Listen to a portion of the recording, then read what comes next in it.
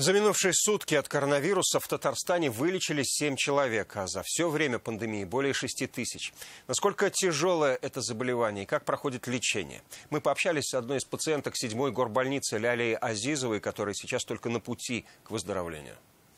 Добрый день, Ляля Ивановна. Скажите, пожалуйста, какое у вас сейчас самочувствие, как вы себя чувствуете? Здравствуйте. Ну, сейчас, конечно, гораздо легче уже.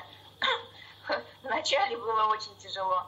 Я до сих пор пока вот на кислороде пытаюсь тренироваться по 20 минут, по часу, чтобы задышать самостоятельно. Скажите, сколько уже в госпитале находитесь, как вы заболели, когда это произошло?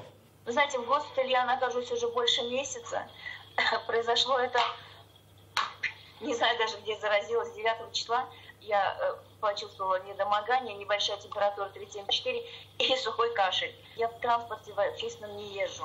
Я постоянно, если даже я в такси, я обязательно одеваю перчатку, маску. Я очень береглась. Я до сих пор понять не могу, где я могла подцепить эту настолько страшную болезнь. А как вот лечение происходит ваше? Лечение очень интенсивное. Дело в том, что я сначала 6 дней получала и гормоны, и антибиотики, очень много различных систем, таблеток. Я вам скажу, что 7 дней назад я начала заново учиться ходить. А рядом с вами много пациентов в палате? Больница переполнена, очень много. А что бы могли посоветовать, допустим, жителям республики? Некоторые в коронавирус не верят, кто-то маски не носит.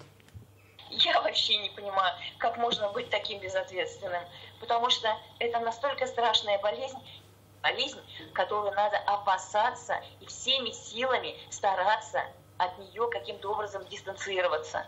Ляля Ивановна, спасибо вам за беседу, поправляйтесь. Всего доброго, до свидания. Будьте здоровы.